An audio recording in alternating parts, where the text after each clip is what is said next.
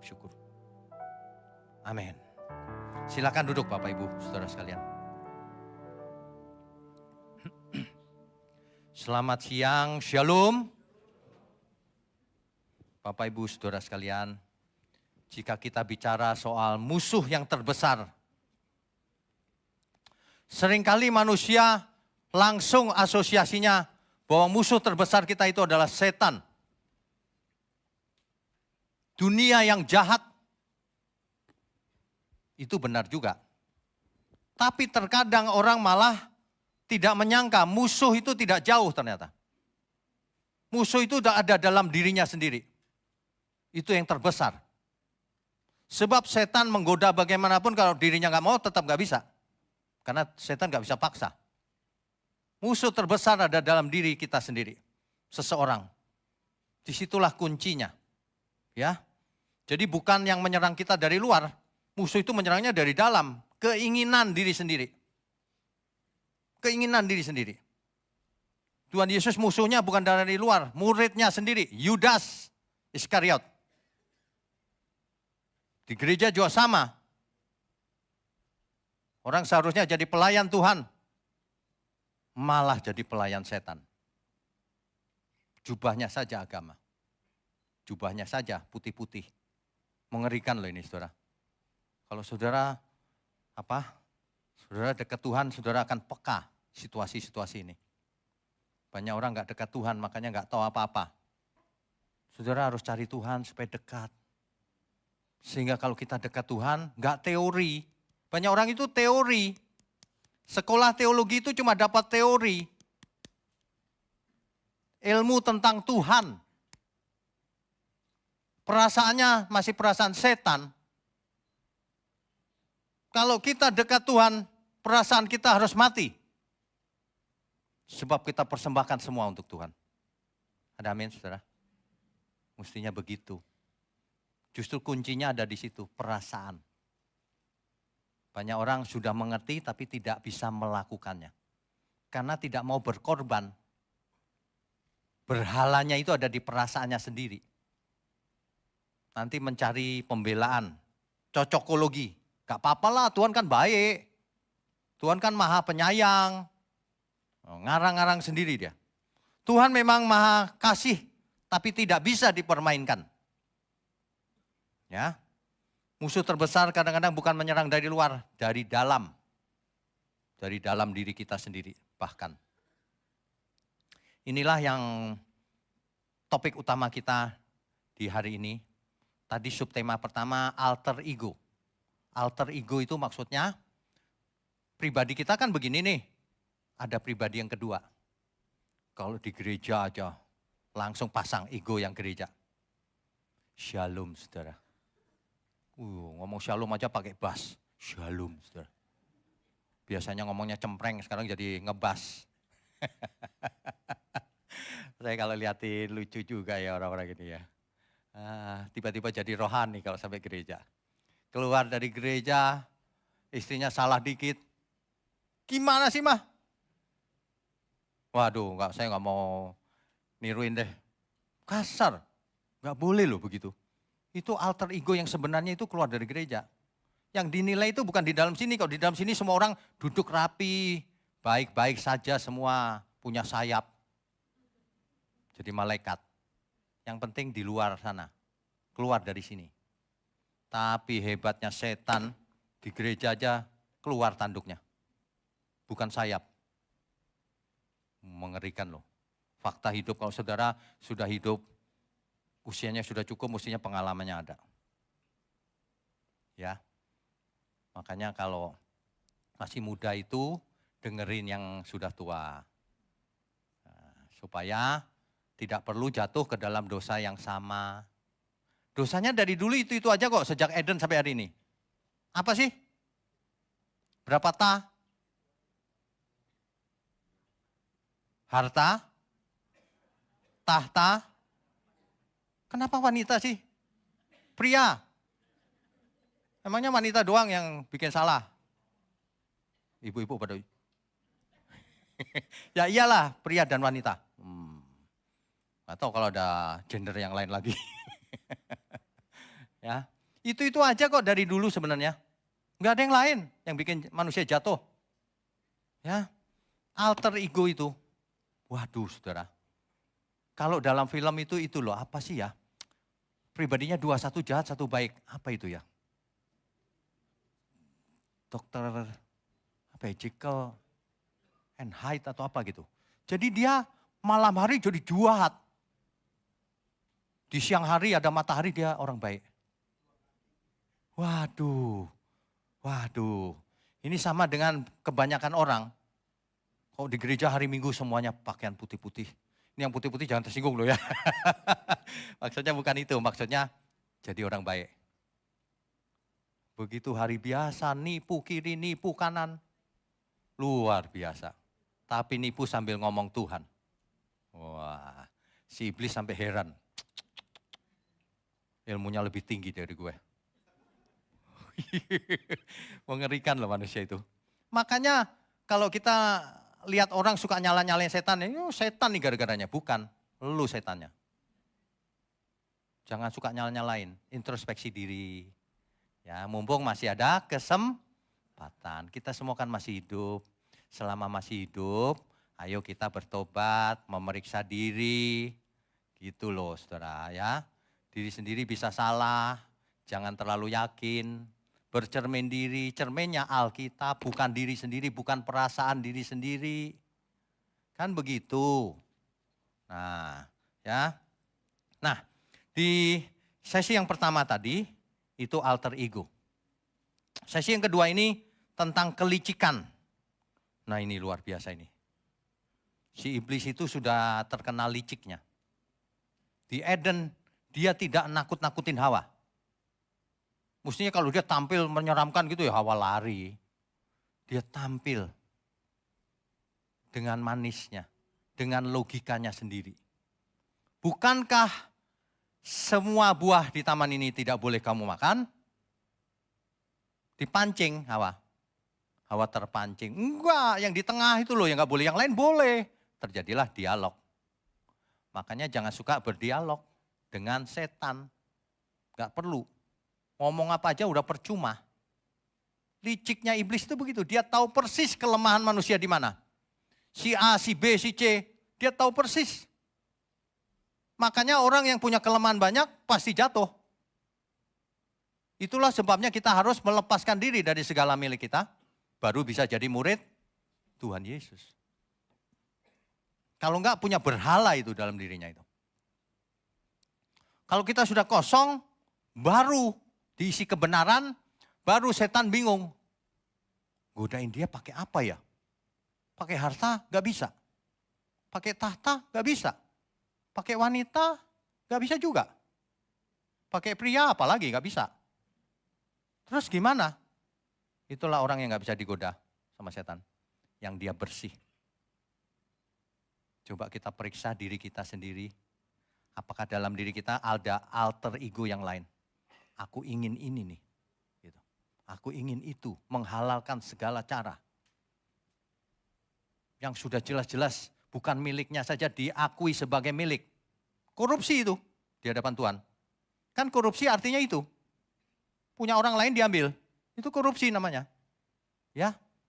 Korupsi. Waduh. Bicara kebenaran tapi korupsi. Jangan. Mesti bertobat. Ya.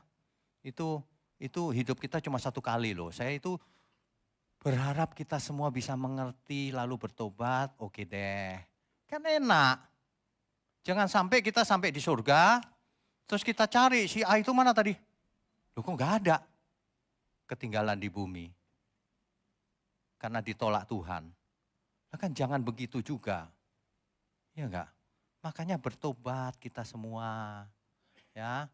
Kalau ngikutin perasaan doang, semua orang jatuh dalam dosa. Jangan ikutin perasaan, jangan ikutin keinginan. Ikutin cermin kebenaran, Alkitab. Manusia itu licik sekali. Bahkan dirinya sendiri diliciki oleh dia. Matius 26 ayat 41.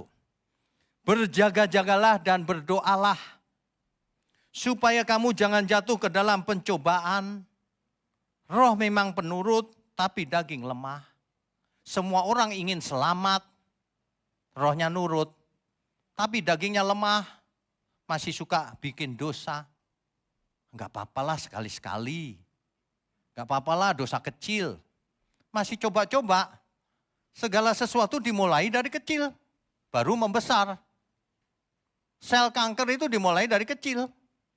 Setelah bertahun-tahun baru besar, enggak tiba-tiba besar. Dosa juga gitu, dimulai dari benih kecil, yang lalu dikasih makan terus, lama-lama membesar. Kain aja diperingatkan oleh Tuhan loh.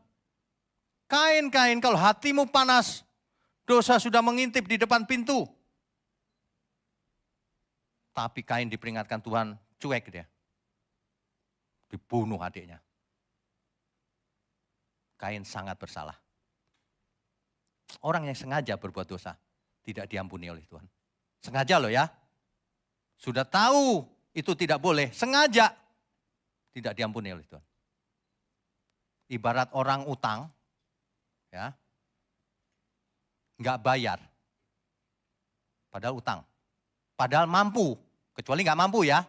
Kalau nggak mampu ya kita nyerah saja, nggak usah ngamuk-ngamuk. Biasanya yang ngutang malah ngamuk, kan kebalik itu. Kalau ngutang, sorry ya bro, belum bisa bayar. Ya oke dong ya. Yang diutangi juga nggak boleh, kucek kok, nggak boleh gitu. Oh belum bisa bayar, ya udah nggak apa-apa. Nanti kalau sudah bisa bayar, baru bayar diangsur, kan gitu kan? Itu soal utang. Kan begitu mestinya. Jangan menjadi hamba yang jahat. Ada perumpamaan tentang hamba yang jahat. Ada seorang hamba dipanggil oleh seorang raja. Hamba itu punya hutang. Hutangnya besar sekali. Saya pakai rupiah aja misalnya ya, 6 triliun. 6 triliun besar nggak sih? Pernah punya 6 triliun, saudara? Enggak, saya juga enggak. Dan saya nggak tahu sebesar apa kalau di uangnya. 6 triliun itu nolnya berapa ya? 12 ya? 12 ya? 6 triliun, maklum, belum pernah punya. Oh sama ya, tapi kok tahu nolnya? Lumayan lebih tahu nolnya. 6 triliun nolnya 12 loh saudara. Hutang hamba ini segitu besar. Dipanggil oleh raja itu. Wah, pengawal pancung dia. Anak istrinya jual. Betapa sedihnya dia saudara. Aduh ampun Baginda, ampun saya nggak bisa bayar, ampun. Sang Baginda jatuh hati. Kasihan juga ya. Ya udah aku yang bayar. Kamu bebas. Hamba ini, wah yes. Seneng banget dong. Anak istrinya gak ada, dia dijual, dia diampuni, dinolin loh Pak utangnya Pak. Wah seneng banget. Dia pulang dong. Dia pulang, ketemu tetangganya. Utang sama dia. Tadi dia utang diampuni 6 triliun, tetangganya utang 600 ribu. 600 ribu rupiah dicekek sama dia. Bayar, kalau enggak anak istrimu kujual. Waduh, ampun, enggak diampuni sama dia. Kedengeran sama si raja. Raja langsung bilang, panggil itu, tuyul satu itu. Diampuni 6 triliun, 600 ribu enggak mau mengampuni. Luar biasa jahatnya kan hamba ini. Begitulah orang yang tidak mau mengampuni sesamanya. Begitulah orang yang masih curang sama Tuhan. Begitulah orang yang melawan perintah Tuhan. Begitulah orang yang tidak mau mempersembahkan hidupnya untuk Tuhan. Sudah diampuni 6 triliun, kau urusan receh aja kau hitungan sama aku. Ngerti maksudnya ya? Makanya kita ibadah yang sejati itu mempersembahkan seluruh hidup kita untuk Tuhan. Itu ibadah yang sejati. Persepuluhan itu nothing saudara, 10%. 10% kau kasih gereja, 90%-nya milikmu. Itu kalau mau ngomong gak cengli tau gak? Kau dikasih hidup. Ini bukan lagi ngomong persepuluhan ya, ini cuma ilustrasi. Gak penting itu. Kalian gak kasih 10 pun gak apa-apa. Kalau memang gak ada kan gak apa-apa. 1% dengan tulus lebih baik daripada 10% minta dibalas 100 kali sama Tuhan. Ngaco ini ajarannya. Orang diajarin kurang ajar sama Tuhan. Kita itu mempersembahkan hidup kita itu serius. Bukan karena mau dibalas Tuhan. Karena utang kita nggak terbayar kalau mau hitung-hitungan sama Tuhan. Makanya jangan hitung-hitungan sama Tuhan. Ya, makanya hidup ini harus jujur, tulus, melakukan kehendak Tuhan. Jangan curang. Hidup sekali aja curang. Jangan ngomong tentang Tuhan kalau curang. Karena Alkitab berkata, anakku tidak curang. Yang curang pasti anak setan. Bapak segala pembohong itu, setan itu, iblis itu. Ya, ini khotbah di sini itu keras sekali loh. Ibarat makanan itu apa ya? Batu kali ya. Keras sekali loh. Tapi ini vitamin jiwa yang sehat banget. Ada amin enggak? Iya, kalau enggak saudara mana datang. Masa datang jauh-jauh Pak, mau dengar yang enak, dimarah-marahin. Tapi ini yang benar. Enggak bermaksud apa-apa sih, ya. 2 Korintus 11 ayat 14. Sebab iblis pun menyamar sebagai malaikat terang. Jadi saudara kalau melihat malaikat, jangan percaya itu malaikat. Belum tentu. Karena iblis bisa menyamar sebagai malaikat terang. Tampil sebagai sesuatu yang ilahi. Belum tentu itu setan bisa. Tampil sebagai hamba Tuhan. Belum tentu. Belum tentu itu hamba Tuhan. Serigala berbulu domba banyak. Hati-hati loh.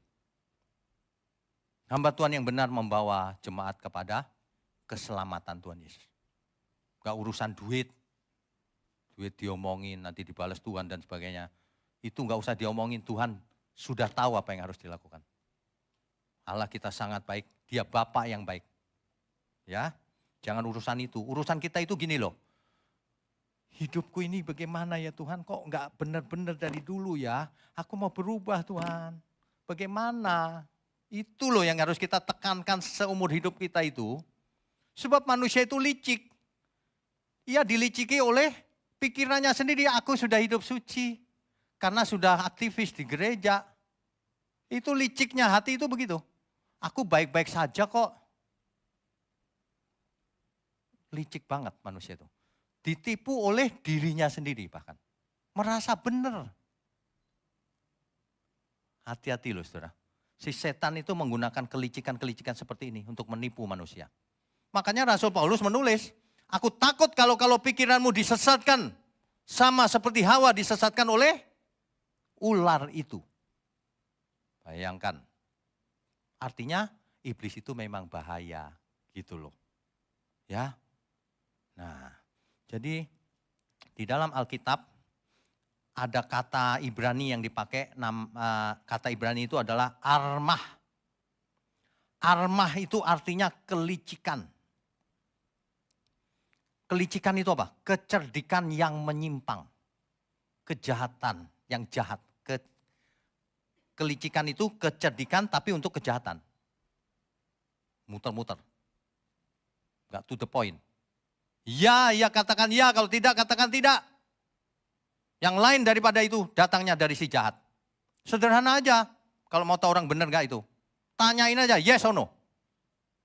Jawabannya or. Ya atau tidak? Atau katanya. Itu dari setan pasti. Saya sering tuh tanya orang.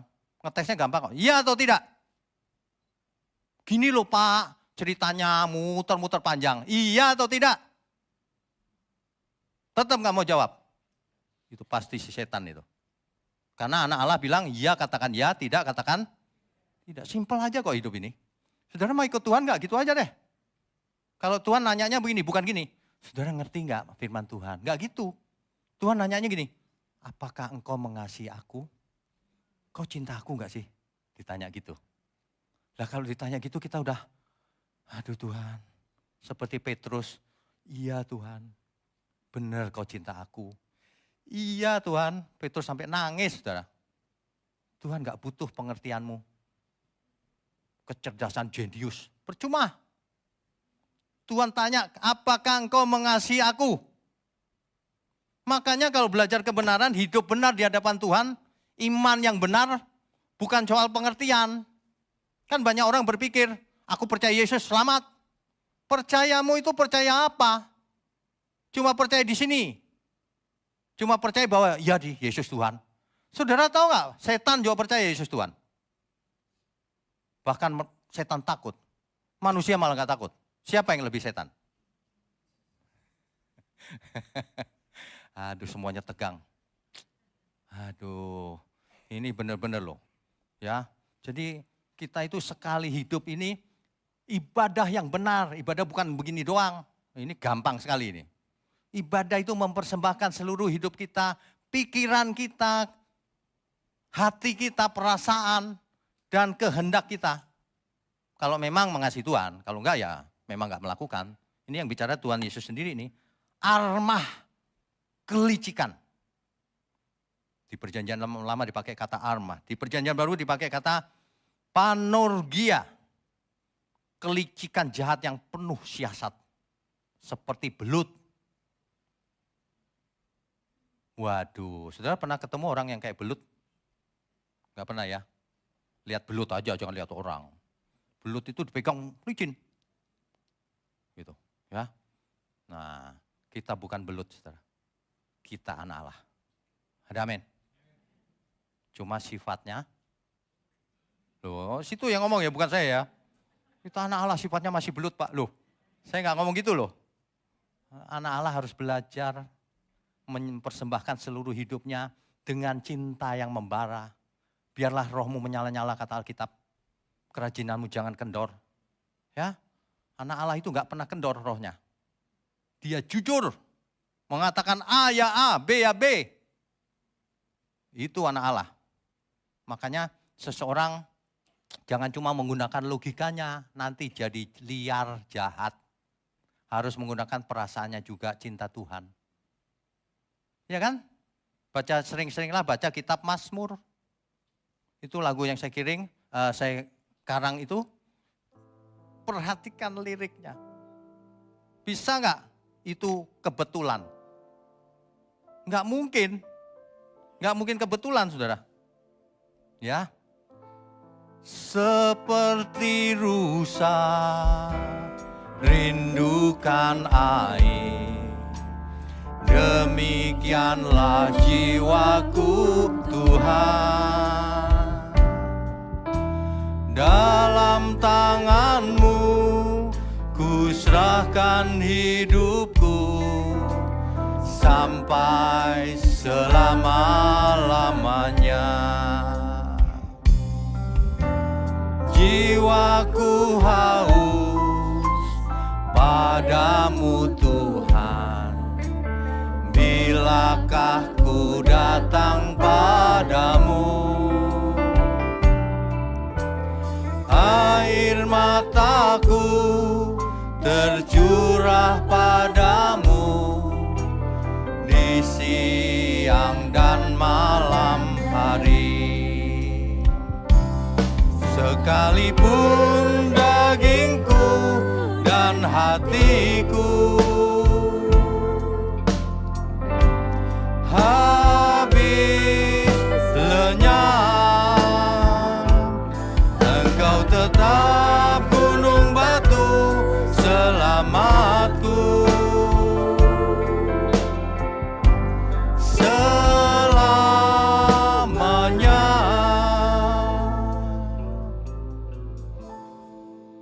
Saudara, kalau menggunakan perasaan, saudara, maka kedekatan kita sama Tuhan akan makin dekat. Orang yang cuma menggunakan logikanya pasti nggak dekat Tuhan.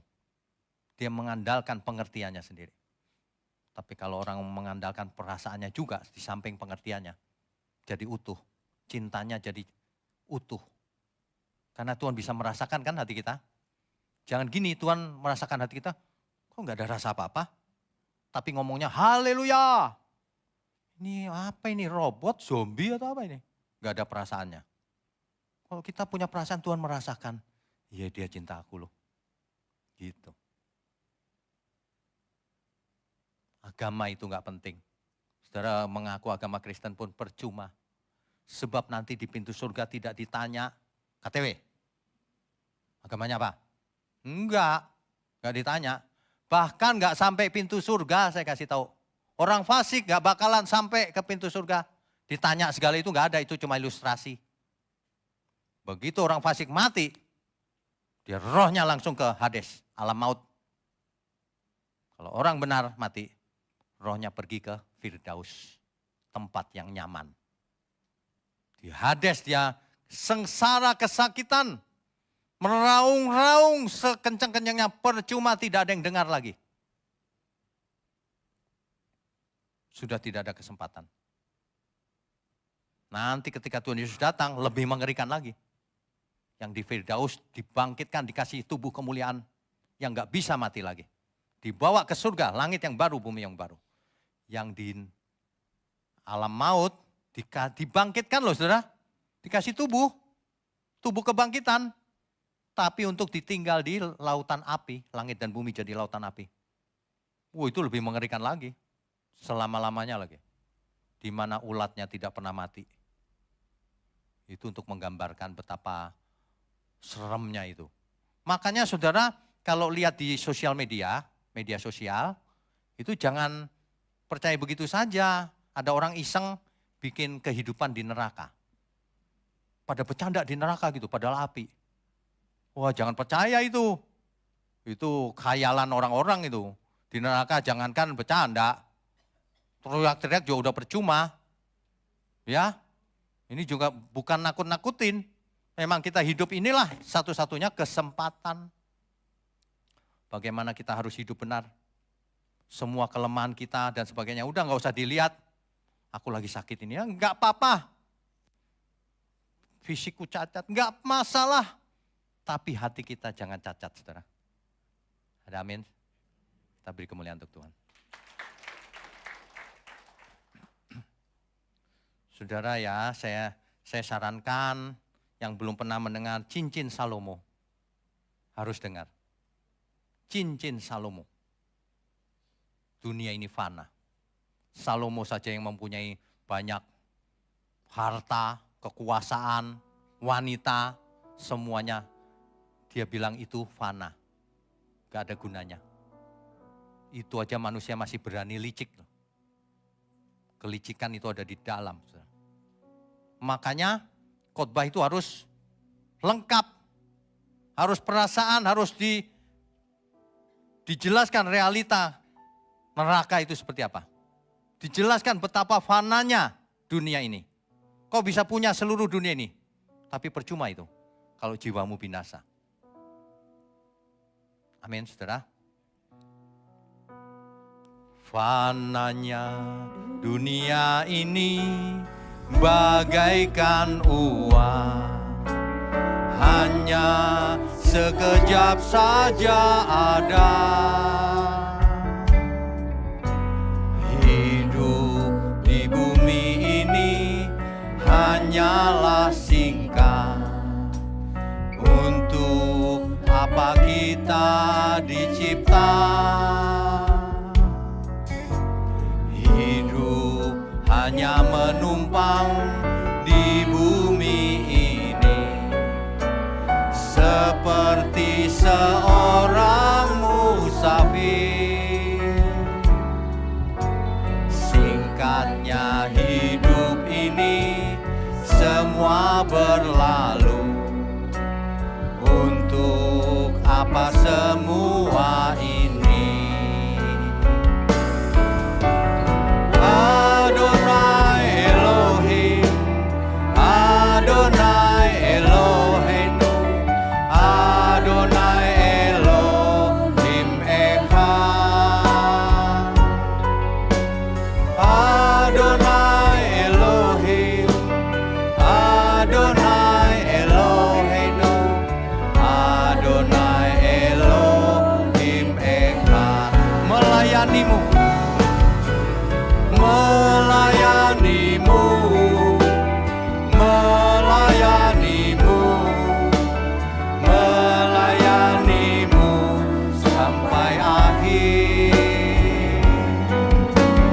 Melayanimu, melayanimu, melayanimu selamanya. Saudara, hidup ini melayani. Kalau orang tidak melayani di bumi, dia tidak bakalan melayani di surga. Artinya tidak bakalan sampai surga. Yang dimaksud melayani bukan bekerja di gereja, melayani di gereja, bukan. Melayani di gereja termasuk, tapi melayani yang sebenarnya dalam seluruh hidup kita. Bagaimana kita makan, minum, bicara, ya katakan ya, tidak katakan tidak. Dan melakukan segala sesuatunya yang lain. Lakukan untuk Tuhan. Dagang-dagang yang benar. Jangan curang. Curang ke gereja puji Tuhan. Bersaksi lagi. Aku diberkati. Bukan diberkati, itu curang. Lebih baik untung sedikit daripada untung banyak tapi ditolak Tuhan. Benar gak nih? Amin gak? Iyalah. Untung banyak buat apa? Saya pernah ceritakan kalau saya tanda tangan, langsung dapat rumah saya dulu. Rumah mewah. Saya tolak. Rumah saya padahal kecil dan gak mewah. Saya tolak. Masih muda loh itu. Itu usia berapa ya? Berapa ya? 36. Usia 36 saya tinggal tanda tangan dapat rumah mewah. Kesempatan itu gak pernah berulang lagi. Dan tidak perlu diulang lagi. Gak bakalan saya terima. Ya, saya ditawarin beberapa kali loh ini. Ditawarin, Pak, itu ada tambang Pak, butuh leader. Orang itu percayanya Bapak. Oh enggak, sorry. Tapi gajinya besar loh Pak. Enggak usah diceritain, saya tahu. Karena saya profesional dulu kan. Rumah, kolam renang dan sebagainya semua punya.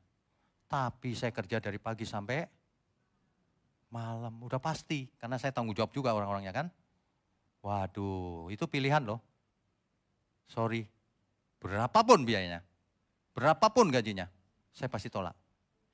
Karena kalau saya ambil itu, artinya saya mundur jadi pelayan Tuhan kan. Gak mungkin dong sambil kerja saya pelayan Tuhan, kan gak mungkin. Itu teori itu. Mau digaji 3 digit, mau 4 digit sekalipun, saya tolak. Saudara boleh coba aja tahu ya, saya tolak. 4 digit tahu ya, 4 digit itu M artinya, sebulan. Gak mungkin saya terima. Hidup cuma sekali, tinggal berapa langkah lagi kita hidupnya. Pilih dunia, habis saya. Ini bukan berarti orang lain gak boleh kerja loh, bukan itu loh ya. Ini kasusnya saya, karena saya hamba Tuhan. Kalau memang saudara seorang profesional, businessman, di bidangnya masing-masing, tapi lakukan dengan benar, jadilah berkat. Dukung pekerjaan Tuhan yang benar. Yang gak benar gak usah didukung. Ada amin semua? Begitu harusnya hidup cuma sekali. Ya, kalau enggak percuma kita, aku cinta Tuhan. Itu mah percuma, saudara. Memangnya Tuhan bisa ditipu, kalau orang lain bisa ditipu sih. Manusia kan licik. Apa itu istilahnya ya? Supaya dipandang bagus itu apa ya? Pencitraan. Manusia itu paling suka pencitraan loh. Supaya dianggap orang baik. Ini pendeta nih, baik. Percuma. Orang lain anggap baik. Emang Tuhan bisa ditipu? Gak bisa. Ya, jangan naif begitu. Makanya kalau orang ngomong sama saya, Pak saya mau jadi hamba Tuhan. Bagus, udah siap belum? Nanti baru hamba Tuhan setahun aja terus tanda tangan dapat rumah mewah. Gak usah jadi hamba Tuhan yang begitu. Kalau jadi hamba Tuhan benar-benar jadi hamba Tuhan. Dunia ini butuh hamba Tuhan. Butuh gembala yang baik. Butuh pelayan-pelayan Tuhan. Sebab di luar sana orang gak bisa jadi teladan. Di dalam aja belum tentu jadi teladan. Makanya setiap orang ayo kita jadi teladan. Gitu loh maksudnya. Amin ya semua ya. Dunia ini fana. Saudara kita mesti belajar. Salomo itu yang sudah dapat semuanya. Dia bilang semuanya fana. Semuanya sia-sia di kitab pengkhotbah. Makanya jangan licik jadi orang. Kelicikan kita itu pasti tertangkap oleh Tuhan. Kelicikan itu strateginya iblis. Jadi kalau manusia licik, dia seperti iblis. Makanya kalau berjanji gak usah bersumpah. Kenapa kita dilarang bersumpah sama Tuhan? Itu konteksnya supaya kita tidak jatuh kepada sumpah palsu. Itu dilarang bersumpah. Itu kan? Supaya jangan sumpah palsu. Makanya katakan ya kalau ya, tidak kalau tidak. Janji itu harus ditepati. Gitu loh maksudnya. Ya, kalau janji ingkar janji itu bukan anak Allah. Ya, makanya dilarang bersumpah. Gak sumpah aja bohong, gimana sumpah? Gitu loh, ya. Nah, jadi kalau ada orang janji terus ditepatinya setengah benar. Itu sama dengan penipuan, kebohongan utuh. Kebenaran itu harus utuh. Kalau ditetesin sedikit kebohongan, udah bukan kebenaran. Setetes nila, rusak susu, sebelanga. Itu Alkitabiah juga itu. Baik sih, tapi ada tetesan racun yang mematikan. Itu enggak baik di mata Tuhan. Itu racun. Siapa yang mau minum susu? Cuma setetes kok, kecil. Tetap racun. Udah bukan minuman lagi. Kebenaran kita, Pak. Coba saudara bayangkan baik-baik deh gini. Pak tadi itu ya Pak, saya lewat perempatan lampu merah. Kira-kira 10 Pak. 9 saya taat loh Pak. Cuma 1 aja yang enggak. Jadi nilainya 9 kan Pak, bagus kan? Sorry ya, cara penilaian Tuhan enggak begitu. Kamu melanggar, udah titik. Enggak boleh enggak melanggar. Emang boleh? Oh saya lakukan semua Tuhan, kecuali ini loh 1 nih. Sekali-sekali saya punya simpanan tetangga. Coret sama Tuhan. Hati-hati loh saudara, ya. Jangan ngarang-ngarang sendiri. Hidup cuma sekali aja kok, nyari susah sendiri. Peringatan sekali lagi. Ternyata di gereja banyak pekerja-pekerja curang. 2 Korintus 11 ayat 13 sampai 15. Sebab orang-orang itu adalah rasul-rasul palsu, pekerja-pekerja curang. Iblis pun menyamar sebagai malaikat terang. Ada banyak ajaran hamba Tuhan ngakunya, bahkan pelayanannya kelihatan rohani, tetapi digerakkan oleh ambisi pribadi. Ada maksudnya untuk kepentingan pribadi. Untuk kesombongan. Waduh, itu di Alkitab sudah sejak zaman dulu. Sejak zaman para rasul, bukan hari ini saja. Ya, menyamar dalam kerohanian. Itulah tekniknya iblis yang cukup canggih. Itu yang canggih itu, rohani kelihatannya. Padahal enggak. Padahal musuhnya Tuhan itu. Ya, makanya Matius 7 ayat 15, waspadalah terhadap nabi-nabi palsu yang datang kepadamu dengan menyamar seperti domba. Tetapi sesungguhnya mereka adalah serigala yang buas. Yeremia 17 ayat 9, betapa liciknya hati. Lebih licik daripada segala sesuatu. Hatinya sudah membatu. Licik hatinya manusia itu. Salah aja nggak ngaku salah. Ya, mencari pembenaran, cocokologi. Gitu. Ya, kemarin saya ketemu lagi, ada yang kirimin saya lagi tuh. Nama Tuhan itu Yahweh Pak. Buktinya apa? Buktinya kalau kita napas bunyinya Yahweh katanya. Ada di sini yang kalau napas Yahweh, Yahweh itu. Orang gila itu Pak.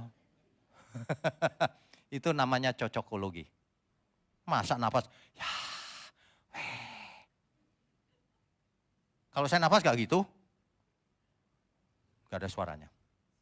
Ya gimana? Gak ada orang nafas Yahweh itu. Banyak nabi palsu di dunia ini. Ketemu lagi satu lagi. Katanya huruf Yahweh itu gambar manusia katanya. Dipas-pasin gitu.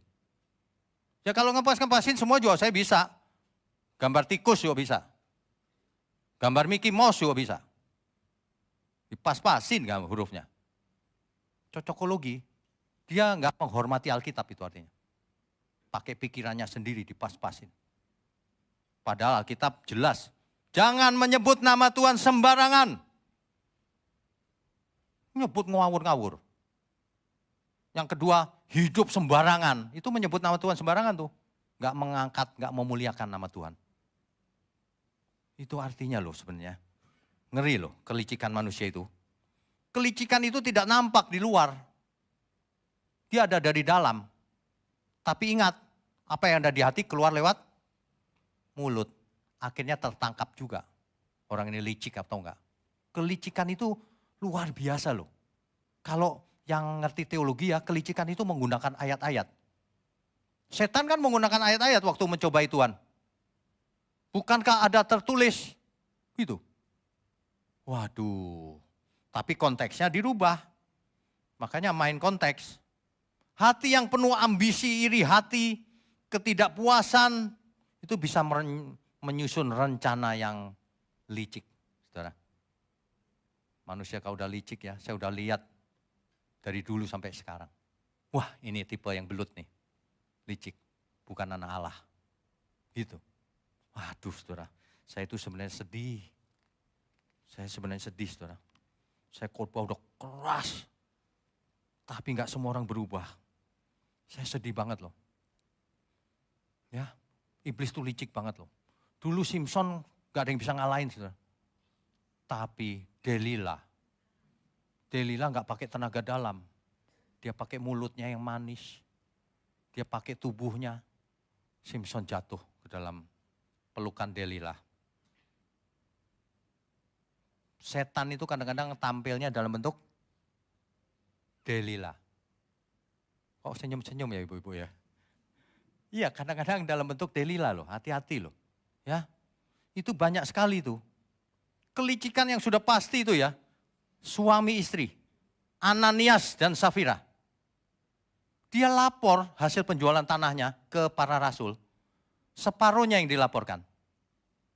Kenapa? Karena dia mau kasih persembahan seolah-olah itu semuanya. Nipu Tuhan dia. Langsung mati suami istri. Jangan melawan Tuhan. Ya, kalau manusia bisa ditipu, kalau Tuhan tidak bisa. Makanya kita semua harus belajar jujur terhadap diri sendiri dan jujur terhadap Tuhan. Mau cari apa sih kita ini? Ya, buat apa sih kalau ditolak Tuhan? Alkitab jelas loh. Untuk apa engkau memperoleh seluruh dunia ini? Jika engkau merugikan dirimu sendiri, membinasakan dirimu sendiri. Buat apa? Gak ada gunanya. Nanti kalau udah turun ke Hades, teriak-teriak pun percuma. Makanya dicatat oleh Alkitab kan, Tuhan Yesus cerita tentang orang kaya yang masuk Hades itu. Dia teriak-teriak percuma.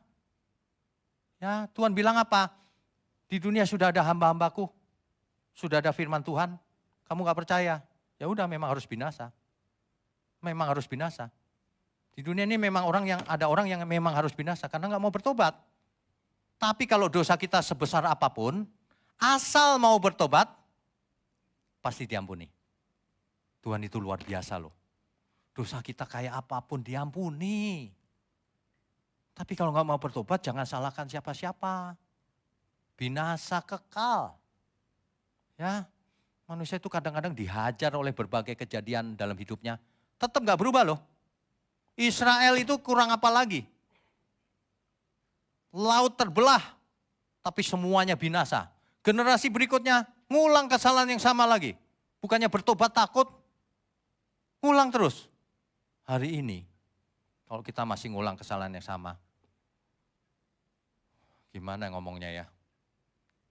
Itu benar-benar luar biasa. Bebalnya. Jangan ya saudara ya. Saudara kalau bisa merasakan hal ini, sebenarnya kita semua sedih sekali. Kenapa ya manusia kok gak mau berubah ya? Licik. Saudara tahu gak? Ketika handphone kita ada yang kirim message, hati-hati. Kelicikan penipuan tuh begitu, dikirimin. Mau dapat hadiah, klik ini. Gitu. Atau lagi Natal, Merry Christmas, klik ini. Gitu. Diklik. Gak taunya itu virus.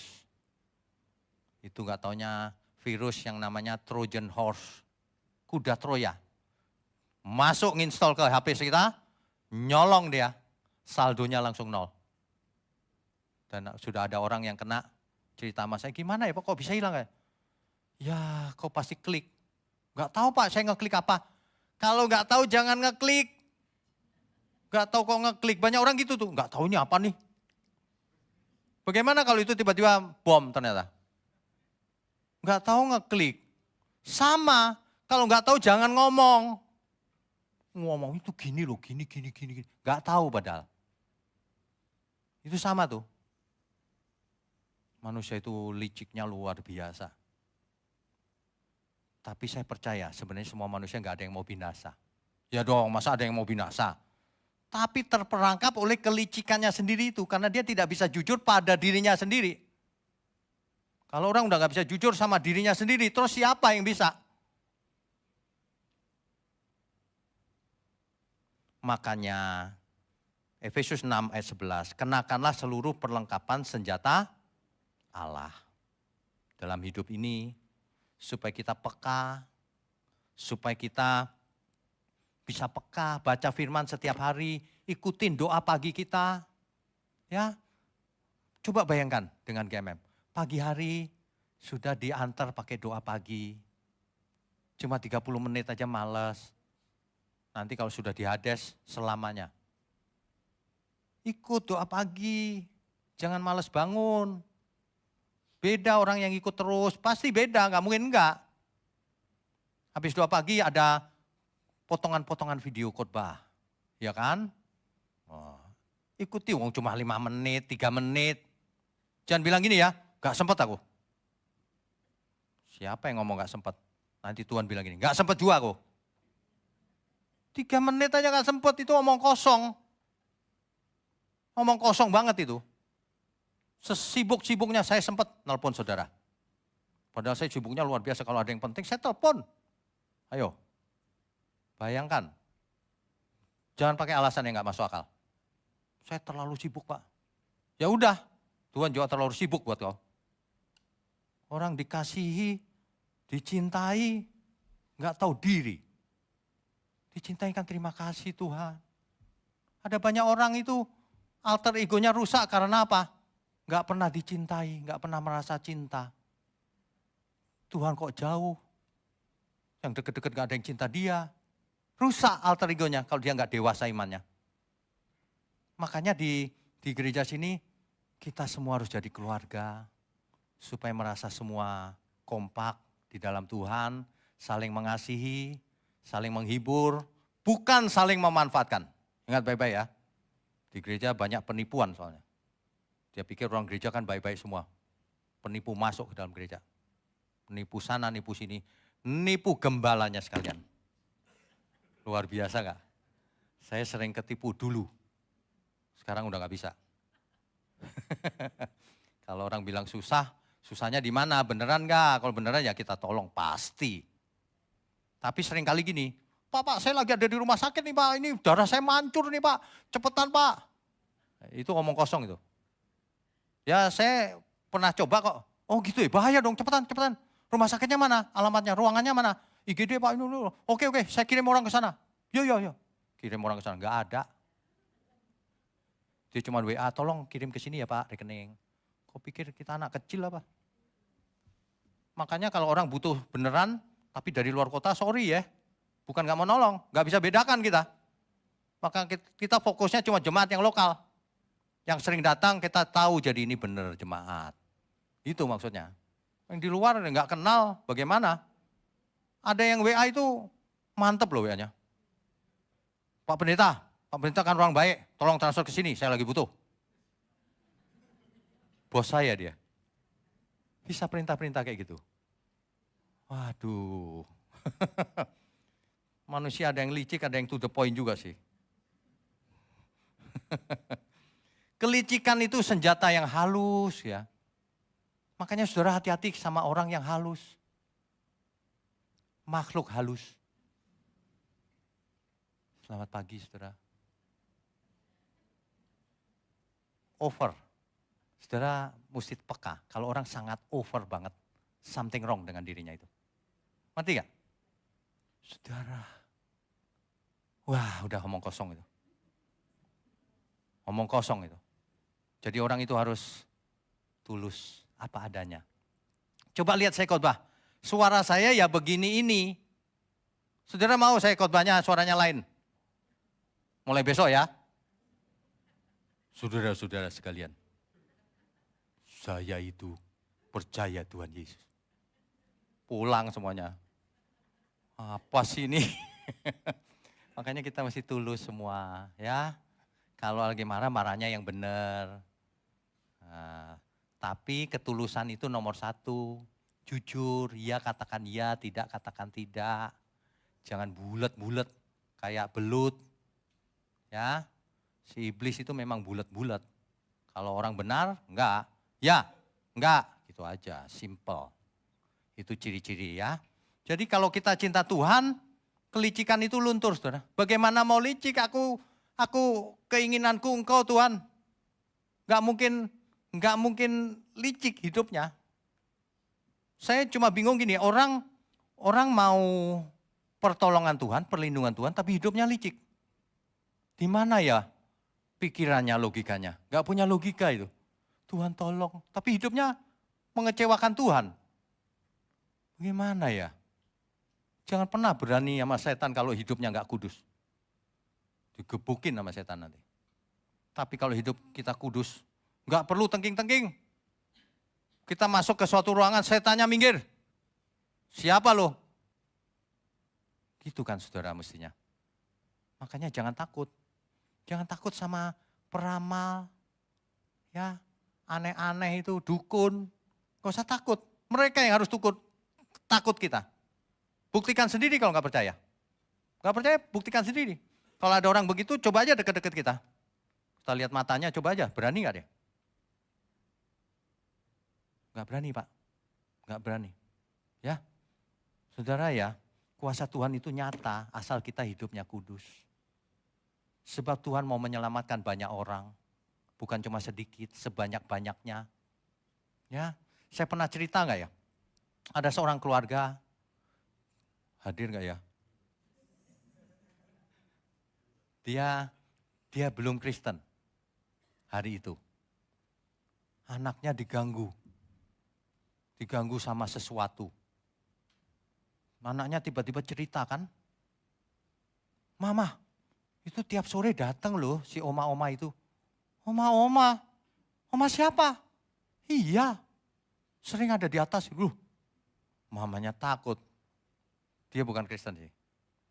Tapi dia ingat anaknya ini yang masih kecil ini teman dari anak saya. Itu kan teman kamu kan itu pendeta. Dibawa ke rumah saya. Saya bilang, kenapa? Nenek itu siapa? Gak tahu siapa, pokoknya datang tiap sore. Oh ini dia. Langsung saya tumpangi tangan, saya doa. Mulai sekarang kuasa Tuhan melindungi. Gak ada yang boleh mengganggu kamu. Nanti kalau nenek itu kembali sini, kan gak jauh rumahnya sama saya. Panggilin om. Usir itu nenek-nenek itu. Gitu. Iya. Gak pernah ada sampai sekarang. Gak balik lagi dia. Mungkin mampir ke rumah lain. Tapi herannya lagi ya, Tuhan mau tunjukkan loh ke keluarga itu. Sekeluarga pergi ke Sentul. Pergi ke Sentul. Di Sentul itu semuanya diganggu roh jahat, kecuali anak itu. Ngerti gak maksud Tuhan? Dia mau kasih tahu keluarganya, lihat tuh anak itu. Didoain aja, sudah terlindungi. Ayo kamu semua datang. Tuhan itu sayang kita loh. Dan sekarang seringkali datang, sekarang gak datang kayaknya. Sudah seringkali datang. Ya, Tuhan sayang kita saudara. Seringkali kita yang gak sayang diri sendiri. Makan sembarangan, bicara sembarangan. Licik. Meliciki sesamanya, bisnis curang. Menipu partnernya. Mau untung sendiri. Waduh, yang begituan kalau ketemu setan, makanan empuk tuh. Ya, kelicikan itu seringkali tampil dalam bentuk kebaikan. Dibungkus kebaikan maksudnya, tapi dalamnya licik. Ya, hati-hati. Saudara jangan terlalu naif. Makanya kita harus dekat Tuhan. Makanya baca firman setiap hari, harus mengerti dengan benar setiap firman. Lakukan. Tiap pagi doa, tiap malam doa, setiap saat kalau lagi apa, bicara sama Tuhan. Doa itu enggak harus begini. Tuhan, kenapa dia begitu ya Tuhan? Kok dia kayak kerasukan gitu ya Tuhan? Itu bicara sama Tuhan itu udah doa. Kemarin online Bible Study ada yang nanya kan, ternyata seorang anak kecil, ada nggak ya di sini? Nggak ada ya. Ada seorang yang nanya, anak kecil ternyata. Om, gimana caranya berdoa? Ya saya jawab gampang aja kan. Berdoa nggak perlu hafalan ya. Kamu berdoa, kamu bicara saja seperti sama papa. Papa di surga, terima kasih. Aku punya papa, mama, apa aja terserah. Bicara aja gitu. Katanya nangis anaknya. Saya nggak tahu sih karena dimatiin terus nangis dengan itu. Saya nggak tahu kenapa. Mungkin selama ini dia nggak berdoa begitu kali ya, hafalan kali ya. Kalau kita doa semuanya, jangan pernah bilang saya nggak bisa doa Pak. Loh, doa itu nggak usah dihafal, nggak usah apa kok. Nggak usah mikir kalimatnya bagus, dihafal. Disuruh maju udah hafal nih. Sampai depan lupa semuanya. Akhirnya doanya cuma ini, Tuhan Yesus tolong. Minta tolong Tuhan tolong. Doa biasa aja ya. Aduh, jangan licik jadi orang. Kita tidak bisa menyembunyikan diri kemanapun ada Tuhan. Tuhan itu maha hadir. Amin semua ya. Makanya kita karena Tuhan maha hadir, kita sangat tenang juga.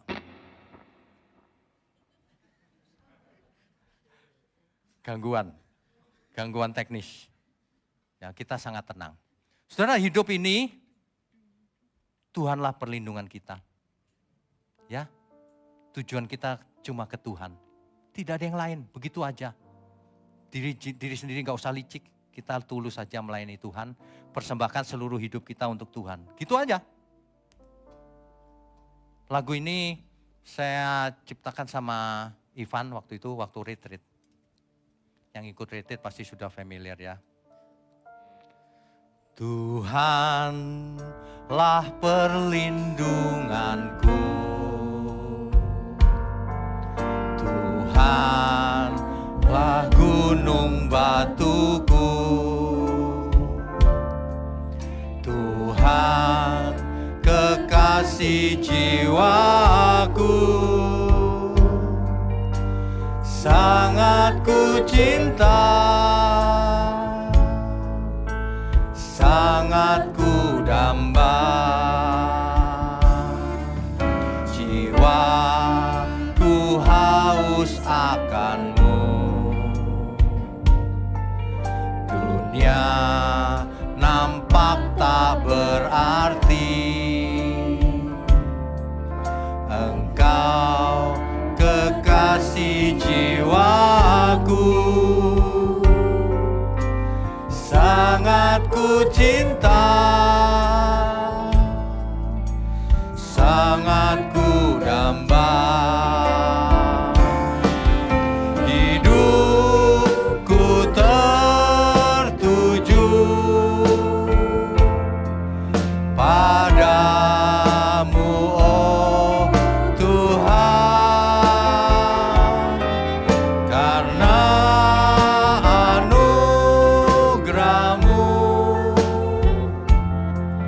ada keselamatan. Hidupku tertuju padamu, oh Tuhan, karena anugerah-Mu ada keselamatan.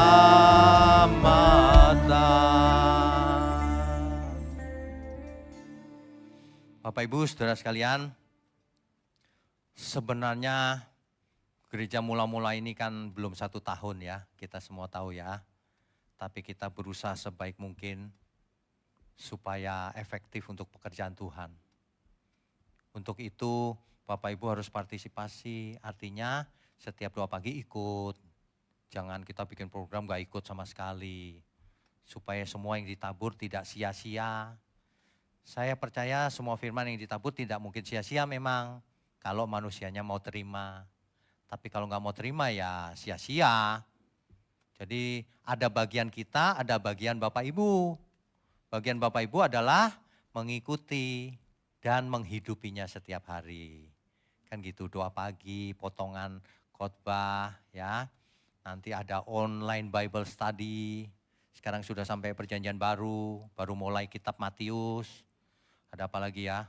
Ada seminar nama Tuhan. Nanti ada seminar judul yang lain lagi, tanda tangan Allah berikutnya. Kan begitu kan? Ada macam-macam, lengkap sebenarnya. Jadi sebenarnya Bapak Ibu nggak perlu jajan kemana-mana, semua sudah ada. Menunya itu sudah lengkap. Jadi siapapun di antara Bapak Ibu nggak ada yang bisa kalau ketemu Tuhan, aku nggak ngerti Tuhan. Nggak bisa, itu jawaban yang sangat tidak bertanggung jawab. Tuhan nanti bilang, itu menunya sudah ada, nggak mau dikonsumsi. Tinggal makan nggak mau, yang masak setengah mati saudara. Kita benar-benar cari Tuhan supaya nggak ada yang salah. Supaya apa yang kita sampaikan ini bukan cuma pengertian tapi penuh kuasa. Impartasi spirit. Amin semua. Kita beri kemuliaan untuk Tuhan. Bapak Ibu saudara sekalian, ada pengumuman ya. Nanti hari Sabtu tanggal 26 Juli 2026, jam 7 pagi ada impartasi spirit di tempat ini.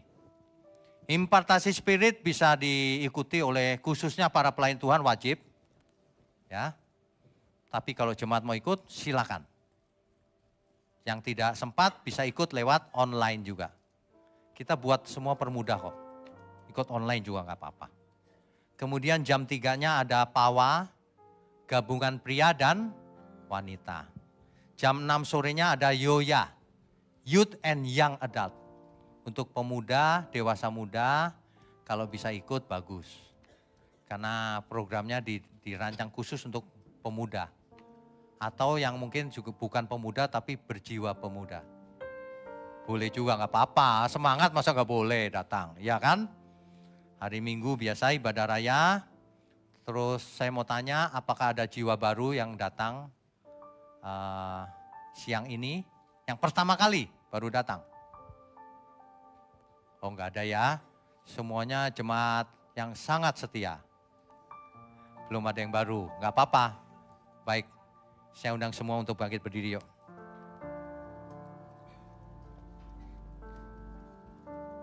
Tuhanlah perlindunganku, Tuhanlah gunung batuku, Tuhan kekasih jiwaku. Sangat ku cinta, sangat ku damba, jiwaku haus akanmu. Dunia nampak tak berarti, Engkau kekasih jiwaku, sangat ku cinta, sangat ku damba. Hidupku tertuju padamu, oh Tuhan, karena anugerah-Mu ada keselamatan. Hidupku tertuju padamu, oh Tuhan, karena anugerah-Mu ada keselamatan.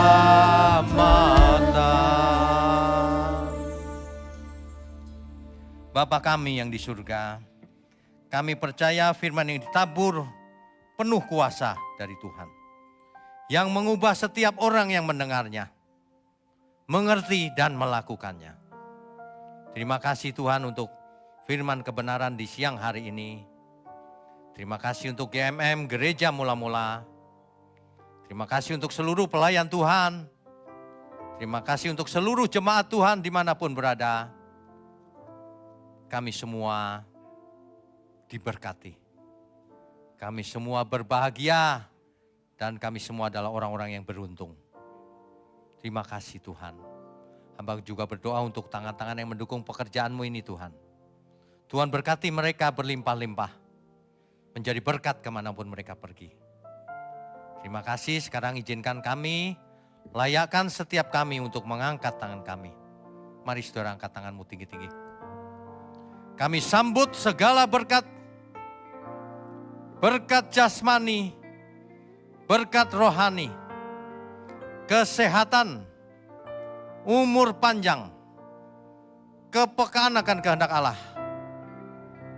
Turun atas kita semua. Hanya di dalam nama Tuhan Yesus Kristus. Kami sudah berdoa dan mengucap syukur. Haleluya, semua yang percaya katakan amin. Saudara sekalian, bicara soal kebenaran, setiap orang merasa benar. Makanya semua kecap dinomor satukan. Ada orang yang mengatakan saya paling benar, ini paling benar, itu paling benar. Mana sebenarnya yang paling benar? Oleh sebab itu, hadiri seminar 7 natur kebenaran dan aplikasinya. Seminar ini wajib dihadiri oleh para teolog, apologet, pengkhotbah, bahkan oleh para jemaat sendiri. Agar kita bisa membedakan manakah yang benar, manakah yang salah. Inilah alat uji kebenaran yang sangat objektif dan alkitabiah. Pastikan saudara ikut dan ajak seluruh saudara dan sahabat-sahabat. Bapak-bapak dan ibu-ibu yang terkasih dimanapun berada, yuk kita belajar pelajaran Alkitab bersama secara online. Setiap hari Rabu jam 7 malam bersama pendeta Bapak Wignio Tanto secara online, bisa melalui Zoom. Tetapi kita harus mendaftarkan dulu ke nomor berikut ini. Selamat bergabung dan Tuhan Yesus memberkati.